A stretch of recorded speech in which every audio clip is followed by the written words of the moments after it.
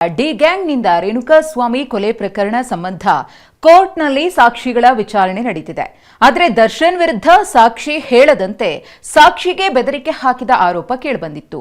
ಈ ಬಗ್ಗೆ ಕೋರ್ಟ್ ಕೂಡ ಅಸಮಾಧಾನ ವ್ಯಕ್ತಪಡಿಸಿತ್ತು. ಇದೀಗ ಸಾಕ್ಷಿಗೆ ಬೆದರಿಕೆ ಹಾಕಿದ ಮೂವರನ್ನ ಪೊಲೀಸರು ಲಾಕ್ ಮಾಡಿದ್ದಾರೆ. ರೇಣುಕಾಸ್ವಾಮಿ ಕೊಲೆ ಸಾಕ್ಷಿಗೆ ಡಿ ಕಂಪನಿ ಗ್ಯಾಂಗ್ನ ಧಮಕಿ. ತುಮಕೂರು ದರ್ಶನ್ ಅಭಿಮಾನಿ ಸಂಘದ ಸದಸ್ಯರು ಬಂಧನ. ಚಿತ್ರದುರ್ಗದ ರೇಣುಕಾಸ್ವಾಮಿ ಕೊಲೆ ಪ್ರಕರಣಕ್ಕೆ ಅತಿ ದೊಡ್ಡ ತಿರುವು ಸಿಕ್ಕಿದೆ. ಕೊಲೆ ಪ್ರಕರಣದ ಸಾಕ್ಷಿಯೊಬ್ಬರಿಗೆ ತಾವು ಹೇಳಿದಂತೆ ಕೋರ್ಟ್ನಲ್ಲಿ ಹೇಳುವಂತೆ ಧಮಕಿ ಹಾಕಿದ ಮೂವರನ್ನು Hotel Management with AI.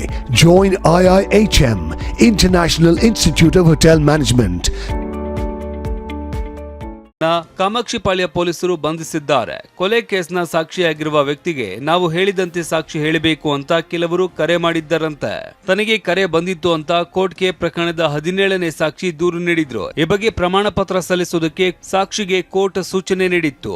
ಸಾಕ್ಷ್ಯನಾಶಕ್ಕೆ ಯತ್ನಿಸಿರುವವರ ವಿರುದ್ಧ ಕ್ರಮ ಕೈಗೊಳ್ಳುವುದಾಗಿ ಕೋರ್ಟ್ ಎಚ್ಚರಿಕೆ ನೀಡಿತ್ತು. ಇದಾದ ಒಂದೇ ದಿನಕ್ಕೆ ಕಾಮಾಕ್ಷಿಪಾಳ್ಯ ಪೊಲೀಸರು ಆರೋಪಿಗಳಿಗೆ ಹೆಡೆಮುರಿ ಕಟ್ಟಿದ್ದಾರೆ. ರೇಣುಕಾಸ್ವಾಮಿ ಕೊಲೆ ಕೇಸ್ನ ಸಾಕ್ಷಿಗೆ ಬೆದರಿಕೆ ಹಾಕಿದ್ದ ಮೂವರನ್ನ ಕಾಮಾಕ್ಷಿಪಾಳ್ಯ ಪೊಲೀಸರು ಬಂಧಿಸಿದ್ದಾರೆ. ವೇಣು, ಸುಹಾಸ್ ಮತ್ತು ಪುನೀತ್ ಎಂಬ ಮೂವರು ಅರೆಸ್ಟ್ ಆಗಿದ್ದಾರೆ. ಇವರ ಹಿನ್ನೆಲೆಯನ್ನ ಕೆದಕಿದಾಗ ಆಘಾತಕಾರಿ ಸತ್ಯ ಹೊರಬಂದಿದೆ. ಬಂಧಿತರಲ್ಲಿ ಪುನೀತ್ ಎಂಬಾತ ಸೋಷಿಯಲ್ ಮೀಡಿಯಾದಲ್ಲಿ ಡಿ ಕಂಪನಿ ಫ್ಯಾನ್ ಪೇಜ್ ಅನ್ನ ಸಕ್ರಿಯವಾಗಿ ನಿರ್ವಹಿಸ್ತಾ ಇದ್ದ ಅಂತ ತಿಳಿದು ಬಂದಿದೆ. ಇನ್ನುಳಿದ ಇಬ್ಬರು ಆರೋಪಿಗಳಾದ ಸುಹಾಸ್ ಮತ್ತು ವೇಣು ತುಮಕೂರಿನ ದರ್ಶನ್ ಅಭಿಮಾನಿ ಸಂಘದ ಸದಸ್ಯರಾಗಿದ್ದಾರೆ.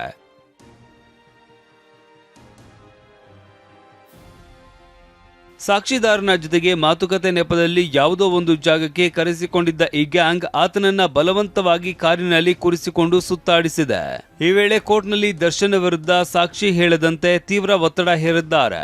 ಇದಕ್ಕೆ ಸಾಕ್ಷಿದಾರ ಒಪ್ಪದಿದ್ದಾಗ ಆರೋಪಿ ಸುಹಾಸ್ ಜೈಲಲ್ಲಿ ಇರುವ ದರ್ಶನ್ ಹೆಸರೇಳಿ ಪ್ರಾಣ ಬೆದರಿಕೆ ಹಾಕಿದ್ದ ಎನ್ನಲಾಗಿದೆ.